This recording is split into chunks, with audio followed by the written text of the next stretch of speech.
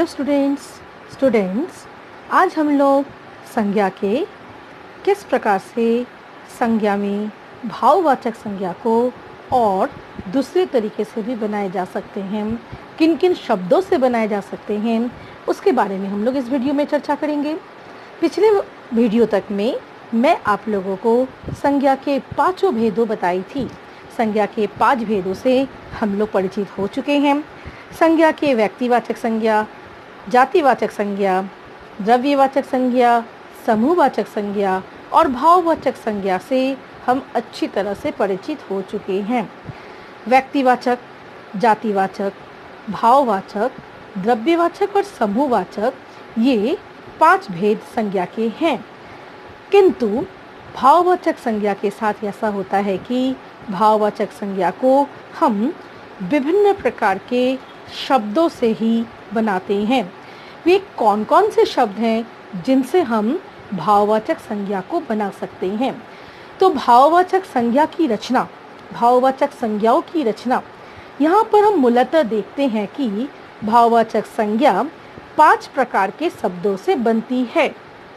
आप लोग अपने पिछले कक्षाओं में विकारी और अविकारी शब्द भी शायद पढ़ चुके हैं। विकारी शब्द हम उन्हें कहते हैं जो शब्द लिंग के कारण, वचन के कारण, काल, वाच्य, ठीक है, इनके कारण इनमें परिवर्तन होने से जो शब्दों में परिवर्तन हो जाता है उन्हें हम विकारी शब्द कहते हैं। तो विकारी शब्द में अगर आप नहीं भी पढ़े हैं तो हम लोग इस कक्षा में उसको आगे पढ़ेंगे। तो विकारी शब्दों में 4 शब्द आते हैं। उसमें संज्ञा होता है, सर्वनाम होता है, विशेषण और क्रिया होता है। तो ये सभी विकारी शब्दों से हम भाववाचक संज्ञा को बना सकते हैं। मतलब हम संज्ञा से भी भाववाचक संज्ञा को बना सकते हैं। लेकिन कौन से संज्ञा से? सभी संज्ञा से नहीं। सबसे पहले आएगा जातिवाचक संज्ञा से।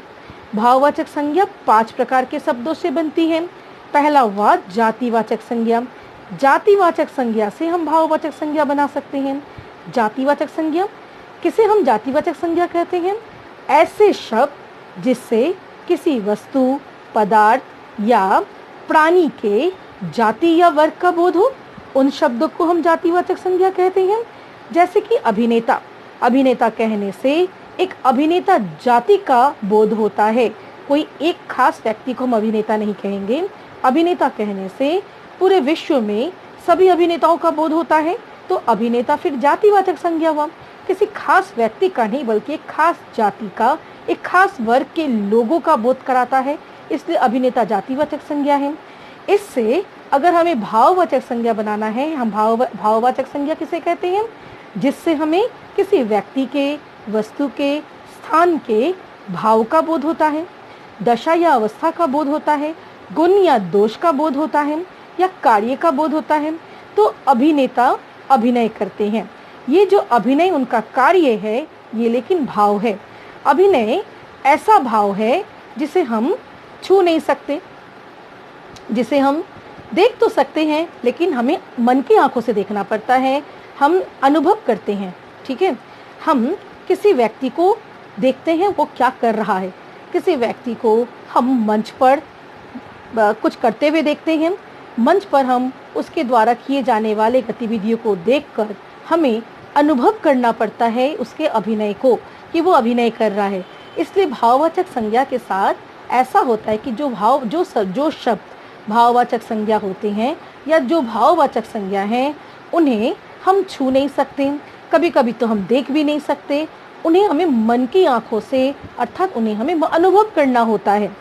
जैसे कवि, कवि कहने से कवि है, कवि कहने से हम एक कवि को नहीं, हम विश्व के सभी कवि को, अर्थात हम एक जाति को बोध कराते हैं, इसलिए कवि जातिवाचक संज्ञा है।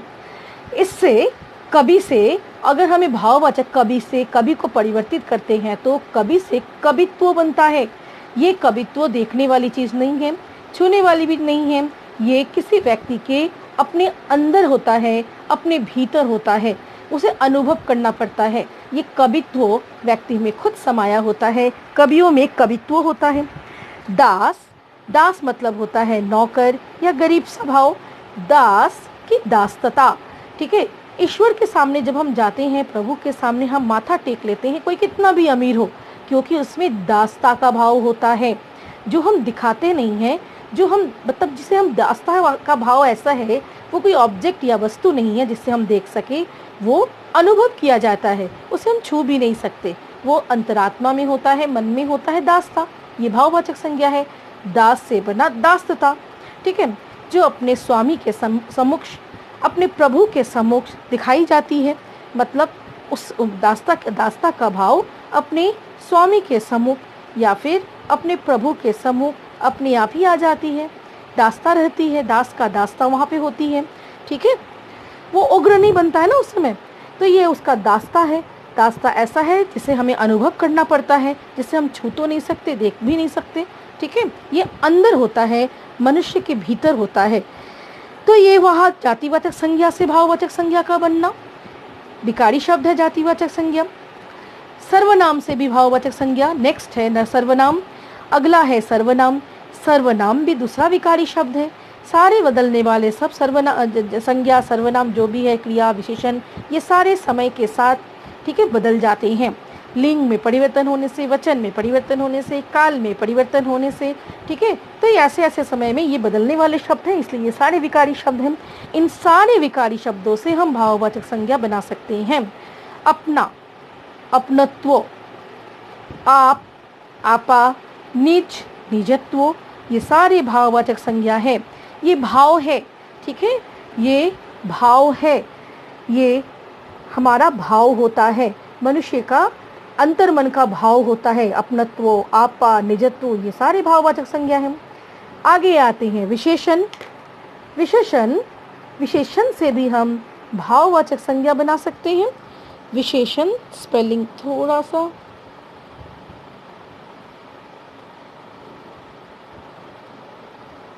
विशेषण, विशेषण से भी भाववाचक संज्ञा बनेगा। अच्छा, अच्छाई, आलसी, आलस्य, क्रुद्ध व्यक्ति का क्रोध, जो कि उसके अंदर में होता है, जिसे हम छू नहीं सकते। क्रोध ऐसा कोई ऑब्जेक्ट नहीं है जिसको हम देख सके, हमें अनुभव करना पड़ता है। आलस्य हमें अनुभव करना पड़ता है। अच्छाई व्यक्ति के अंदर होता है, हमें अनुभव करना पड़ता है, ठीक है। अच्छाई कोई वस्तु नहीं है जिससे हम छू या देख सकते हैं। तो ये सारा भाववाचक संज्ञा हुआ, ठीक है। विशेषण है अच्छा, आलसी, क्रुद्ध, जिनसे बना भाववाचक संज्ञा। तो ये तीसरा तरह का, तीसरे प्रकार का शब्द हुआ विशेषण, जिससे हम भाववाचक संज्ञा बना सकें। चौथे प्रकार का शब्द है क्रिया, जिससे भी हम भाववाचक संज्ञा बना सकते हैं। सोचना, सोच, खेलना, खेल, चढ़ना, चढ़ाई, ये सारा क्रिया है, इससे बना भाववाचक संज्ञा।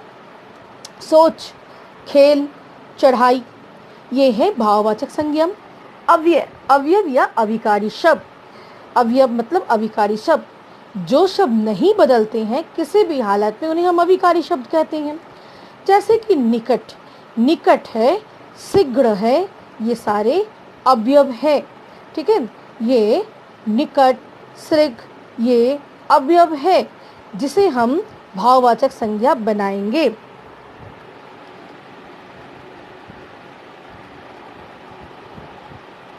निकट से बना निकटता, शीघ्र से बना शीघ्रता, ये वह भाववाचक संज्ञा बना, ठीक है। निकट, शीघ्र, इनसे हम बनाए निकटता, शीघ्रता, ये भाववाचक संज्ञा हुआ। ये पांचवा, ये 5 प्रकार के शब्द हैं जिनसे हम भाववाचक संज्ञा बना सकते हैं, जिनसे हम भाववाचक संज्ञा बना सकते हैं। निकट, शीघ्र, ये भी है। ये है अविकारी, ये अविकारी के क्रिया विशेषण के शब्द हैं, ठीक है, जिनसे हम निकटता, शीघ्रता, ये सारा बना। आगे हम आते हैं कि व्यक्तिवाचक संज्ञा और जातिवाचक संज्ञा के कुछ प्रयोगों को हम देखेंगे। जैसे हम जानते हैं व्यक्तिवाचक संज्ञा, व्यक्तिवाचक संज्ञा का हम क्या यहाँ पे देखेंगे, व्यक्तिवाचक संज्ञा का जातिवाचक संज्ञा के रूप में प्रयोग, व्यक्तिवाचक संज्ञा का जातिवाचक संज्ञा के रूप में प्रयोग। हम व्यक्तिवाचक संज्ञा किसे कहते हैं? ऐसे शब्द जो किसी खास व्यक्ति को बोला जाए या खास स्थान को बोला जाए, मतलब ऐसा शब्द जिससे किसी खास व्यक्ति का बोध हो, खास स्थान का बोध हो, खास वस्तु का बोध हो, तो वो है व्यक्तिवाचक संज्ञा। किंतु हम देखेंगे जो व्यक्तिवाचक संज्ञा है, जिसे हम जानते हैं कि ये व्यक्तिवाचक संज्ञा कहलाता है, वो उसका प्रयोग यहाँ पर जातिवाचक संज्ञा के रूप में होगा। अर्थात वे सब अब किसी खास व्यक्ति का नहीं बल्कि एक खास जाति का बोध कराने जा रहे हैं। देखते हैं जरा क्या है। जब कोई व्यक्तिवाचक संज्ञा किसी विशेष व्यक्ति, वस्तु, स्थान का बोध न कराकर किसी संपूर्ण जाति या वर्ग का बोध कराती है, तब वह व्यक्तिवाचक संज्ञा जातिवाचक संज्ञा बन जाती है। ऐसे बोलने से नहीं होगा, इसको उदाहरण से देखना पड़ेगा। मतलब यहाँ पे परिभाषा कहता है कि जब कोई व्यक्तिवाचक संज्ञा शब्द किसी विशेष व्यक्ति, वस्तु या स्थान का बोध न कराकर संपूर्ण जाति या किसी संपूर्ण जाति या वर्ग का बोध कराती है, तब वह व्यक्तिवाचक संज्ञा जातिवाचक संज्ञा बन जाती। कैसे? जैसे देखिए पहला उदाहरण, कलयुग में भी हरिश्चंद्रों की कमी नहीं है। राजा हरिश्चंद्र के संबंध में हम लोग जानते हैं कि सच्चाई में और निष्ठा में उनसे आगे कोई नहीं था।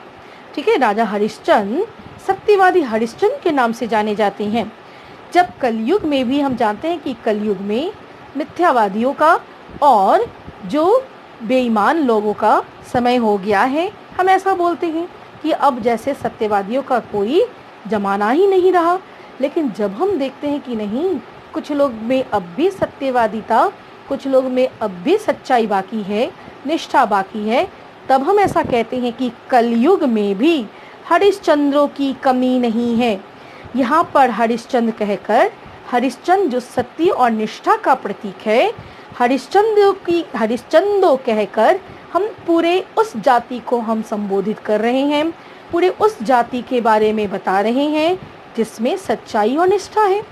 जब हम पूरे सच्चाई और निष्ठा वाले व्यक्तियों की जाति को बोध कराना चाहते हैं, तो हम हरिश्चंद्रों की कमी नहीं है ऐसा कह सकते हैं।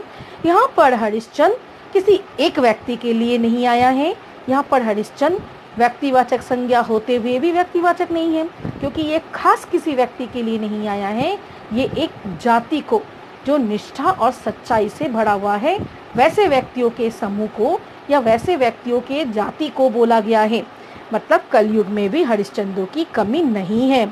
कलयुग में सत्य और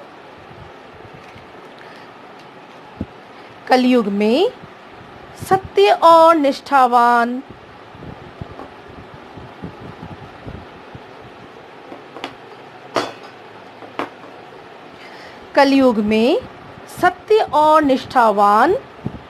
व्यक्तियों को समझाने के लिए हरिश्चंद्रों का प्रयोग किया गया।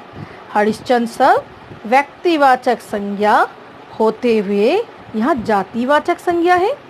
हरिश्चंद्र सब, ऐसे तो हम जानते हैं किसी व्यक्ति का नाम होता है हरिश्चंद्र, किसी खास व्यक्ति को हम हरिश्चंद्र कहेंगे। हरिश्चंद्र नाम है, किसी खास व्यक्ति को हरिश्चंद्र नाम रहेगा, किसी खास व्यक्ति का नाम होता है हरिश्चंद्र, तो इसलिए हरिश्चंद्र उस दृष्टि से तो व्यक्तिवाचक संज्ञा होना चाहिए। किंतु यहाँ पे हरिश्चंद्रों कहकर हम खास व्यक्ति तक नहीं रहने दिए, हम निष्ठा और सच्चे व्यक्ति के समुदाय को, पूरे जाति को हम बोध करा दिए। हम बोध कराते हैं पूरे निष्ठा और सच्चे व्यक्तियों के जाति को, इसलिए हरिश्चंद्र सब व्यक्तिवाचक संज्ञा होते हुए यह जातिवाचक संज्ञा है। तो ये जिस उदाहरण में कलयुग में भी हरिश्चंद्रों की कमी नहीं है, हरिश्चंद्र यहाँ पे जातिवाचक संज्ञा के रूप में ये प्रयोग हुआ है, व्यक्तिवाचक होते हुए भी, है ना। एक और ऐसा उदाहरण, हमें भारत में भी, दूसरा उदाहरण, हमें भारत में भी जयचंदों पर कड़ी नज़र रखनी पड़ेगी। जयचंद विश्वासघात व्यक्ति था, तो विश्वासघातों को देखते ही हमें जयचंद याद आ जाता है। तो यहाँ पे जयचंदों कहकर हम विश्वासघातों के जयचंद सब व्यक्तिवाचक संज्ञा है, किंतु विश्वासघातों के संपूर्ण जाति को बोध कराने के लिए जयचंदों का प्रयोग किया गया है। यहाँ यह जातिवाचक संज्ञा है। मतलब ऐसे ये कुछ उदाहरण हमें मिलेंगे जो व्यक्तिवाचक होते हुए भी जातिवाचक के रूप में देखे जाते हैं। जातिवाचक के रूप में इनका प्रयोग होता है। संज्ञा को इस तरह से हम आगे बढ़ाते जा रहे हैं। आज हम ये नया कुछ सीखें, भाववाचक सीखे। भाववाचक हम पहले ही जानते थे, लेकिन हमें ये जानना ज़रूरी था कि भाववाचक का प्रयोग, भाववाचक का निर्माण कैसे कैसे होता है। हम देखें आज भाववाचक का निर्माण 5 प्रकार के शब्दों से होता है। पहला हुआ जातिवाचक संज्ञा से, दूसरा हुआ सर्वनाम से, तीसरा हुआ विशेषण से, चौथा हुआ क्रिया से, पांचवा हुआ अव्यय अर्थात अभिकारी शब्दों से। निकट, शीघ्र,